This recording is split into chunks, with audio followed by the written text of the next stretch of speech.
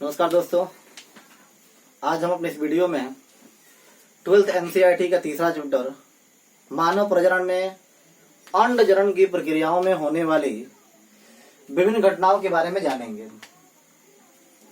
जैसा आप जानते हैं कि अंडजनन एक लंबी और जटिल प्रक्रिया है। इस पूरी प्रक्रियाओं में ग्राफिन फॉलिकल का निर्माण, ओवुलेशन, कार्पस ल्यूटियम इत्यादि घटनाएं होती हैं। इसमें सबसे पहले हम ग्राफिन फॉलिकल का निर्माण कैसे होता है इसके बारे में जानेंगे। तो ये देखते हैं कि जो ग्राफिन फॉलिकल का निर्माण की जो अवस्थाएं शुरू होती हैं, ये पूरा अंडाशय है और ये प्राइमरी फॉलिकल जो होते हैं ये अंडाशय में रहते हैं। इसकी संख्या प्रत्येक दोनों ओवरी में करीब यौनारंभ के समय 60,000 से 80,000 तक होती है। इसका निर्माण जन्म के पहले भ्रूण में ही हो जाता है। जैसा आप जानते हैं कि 3 माह के भ्रूण में इस अंडजनन की प्रक्रिया शुरू हो जाती है। जन्म के बाद अंडजनन की प्रक्रिया नहीं हो पाती है, केवल फॉलिकल का बढ़ना होता है। और यौनारंभ के बाद जब मादाशय में द्वितीयक लैंगिक लक्षण प्रकट हो जाते हैं, अर्थात मासिक चक्र शुरू होता है, तो प्रत्येक 28 दिनों में एक oogonium केवल एक मैच्योर ओवम का निर्माण करता है, जिससे निषेचन का कार्य होता है। इस घटना में सबसे पहले देखेंगे ग्राफिन फॉलिकल के निर्माण में ये जो oocytes है, अंड कोशिका है, इसको चारों तरफ से घेरने वाली फॉलिकुलर कोशिकाओं के एक सिंगल लेयर को, एकल परत को प्राइमरी फॉलिकल कहते हैं। जब यानी oocytes को चारों तरफ से ये फॉलिकुलर कोशिकाओं का एक परत घेर लिया, इसको कहते हैं प्राइमरी फॉलिकल। प्राइमरी फॉलिकल यानी oocytes में न्यूक्लियस भी रहता है या स्ट्रोमा से घिरा रहता है चारों तरफ से। जैसा आप जानते हैं कि अंडाशय का आंतरिक तंतुओं का और कुछ संयुक्त का बना संपूर्ण भाग स्ट्रोमा कहलाता है। ये जितना भी तंतु और संयुक्त का भाग है इसको स्ट्रोमा कहते हैं। ये प्राइमरी फॉलिकल भी स्ट्रोमा कोशिकाओं से घिरा रहता है। अब देखते हैं कि इसमें जो फॉलिकुलर सेल है और oocytes है, जैसे यहाँ अगर बात करें हम, ये oocytes हो गया और इसके ऊपर फॉलिकुलर कोशिकाएं हो गई, तो इस दोनों से एक तरल का स्राव होता है। इस तरल का स्राव होने से एक परत का निर्माण हुआ जिसको हम लोग जोना पेलुसिडा कहते हैं। यही एक आवरण का निर्माण हो गया, इसको जोना पेलुसिडा के नाम से जानते हैं। अब जोना पेलुसिडा की चारों तरफ स्थित लंबी कोशिकाओं को कोरोना रेडिएटा कहते हैं। यही लंबी लंबी कोशिकाएं जो है इसको कोरोना रेडिएटा कहते हैं। कोरोना रेडिएटा प्रचुर संख्या में उत्पन्न होती है, मतलब विभाजन द्वारा ये संख्या को लगातार बढ़ाती हैं। इन कोशिकाओं को ग्रैनुलोसा सेल्स कहते हैं।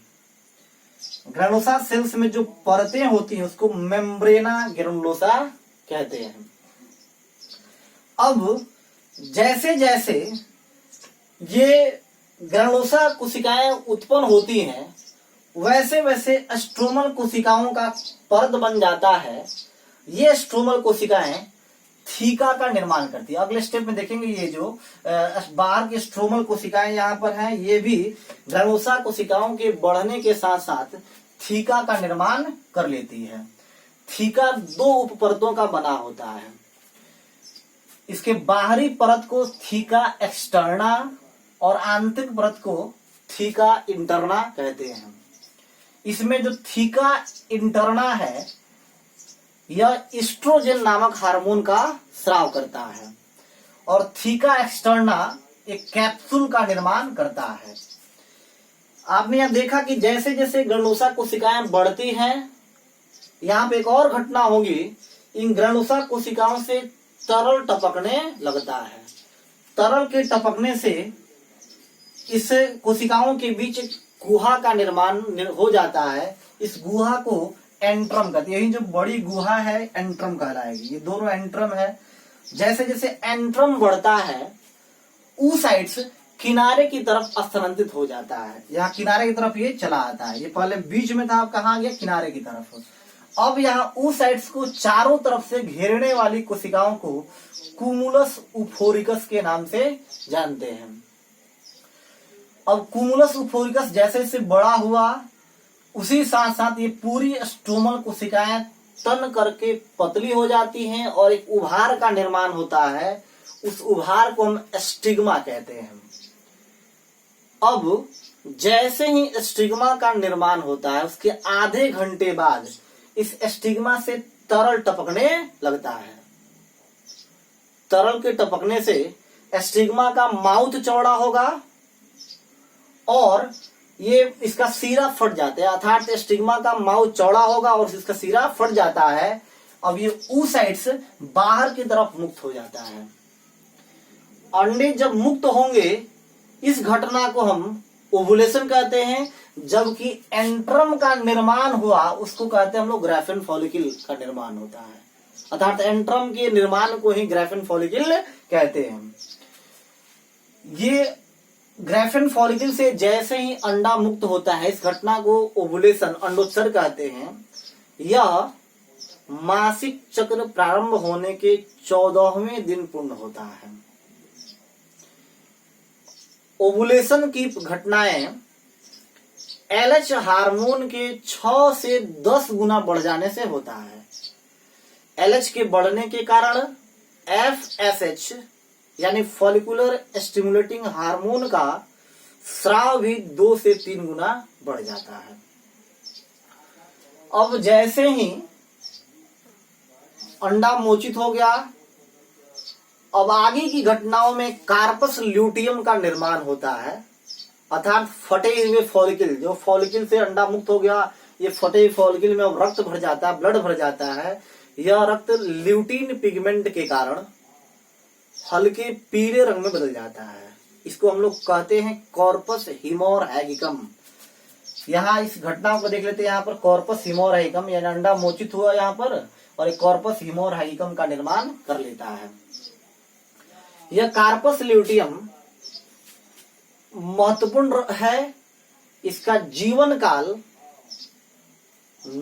अंडाणु के निषेचन पर निर्भर करता है। अंडाणु का निषेचन अगर होता है तो यह 3 से 4 महीने तक जीवित रहता है, और इस कार्पस ल्यूटियम से प्रोजेस्टेरॉन और एस्ट्रोजन नामक हार्मोन का स्राव होता है। निषेचन न होने की स्थिति में यह विघटित हो जाता है, परंतु निषेचन हो जाने पर यह, चूंकि भ्रूण का पोषण करना है, गर्भधारण को बनाए रखना है, तो गर्भधारण को बनाए रखने के लिए प्रोजेस्टेरॉन और एस्ट्रोजन हार्मोन की आवश्यकता होती है, और यह कॉर्पस ल्यूटियम के द्वारा ही संभव हो पाता है।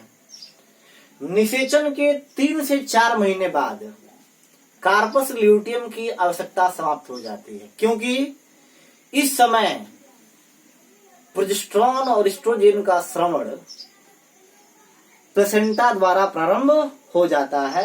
अब यह कार्पस ल्यूटियम विघटित होकर के कॉर्पस एल्बिकेंस का निर्माण कर लिया।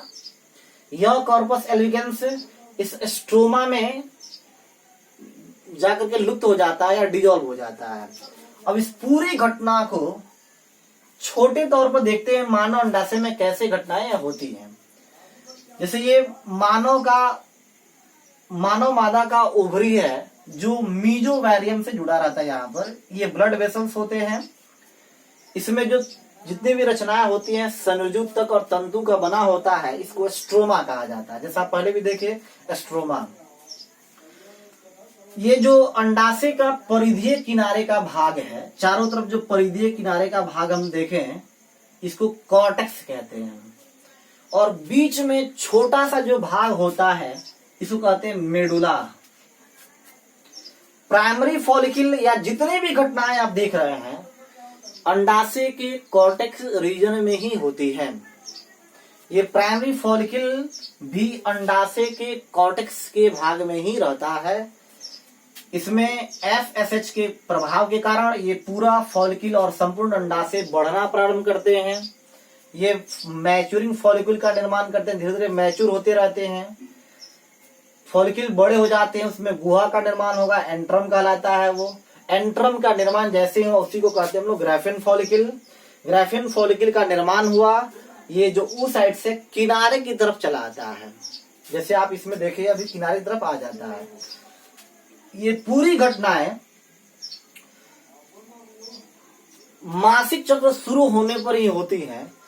जैसे ही 14वां दिन पूर्ण होता है वहां पर एलएच का स्राव बढ़ जाता है और ये जो फॉलिक्यूल है ये फट जाते हैं और अंडाणु यहाँ मोचित हो गया। अंडाणु मोचित होने के बाद भी इसके चारों तरफ जोना प्लसीडा का आवरण अभी बना रहता है। अंडाणु मोचित हुआ, उसके बाद से फटे हुए फॉलिक्यूल में यहाँ रक्त भर गया, कार्पस ल्यूटियम का निर्माण हुआ। आपने देखा कार्पस ल्यूटियम का जीवन काल किस प्रकार है। ये कार्पस ल्यूटियम विघटित होकर कार्पस एल्बिकेंस का निर्माण किया, फिर बाद में स्ट्रोमा कोशिकाओं में एब्जॉर्ब हो जाता है। ये अंडाणु अंडाशय से मुक्त हुए और फैलोपियन ट्यूब के द्वारा एम्पुलरी हिस्से में प्रवेश कर जाते हैं, चले जाते हैं। और इसी समय नर और मादा के लैंगिक संभोग द्वारा नर के पेनिस से मोचित किया गया शुक्राणु मादा के गर्भाशय से होते हुए, यानी योनि में मोचित होता है, गर्भाशय से होते हुए यह फैलोपियन ट्यूब के एम्पुलरी हिस्से में जाएगा और दोनों युग्मक शुक्राणु और अंडाणु वहां मिलते हैं, निषेचन होगा। निषेचन के बाद ही इस ओभम में द्वितीयक अर्धसूत्री विभाजन प्रारंभ होता है, जिसको आप पहले भी देखे हैं। दोस्तों ये पूरा वीडियो अगर आपको अच्छा लगा तो आप इसको लाइक शेयर सब्सक्राइब करें और इसमें कहीं भी कोई डाउट अगर है तो आप उसे कमेंट बॉक्स में जरूर पूछें।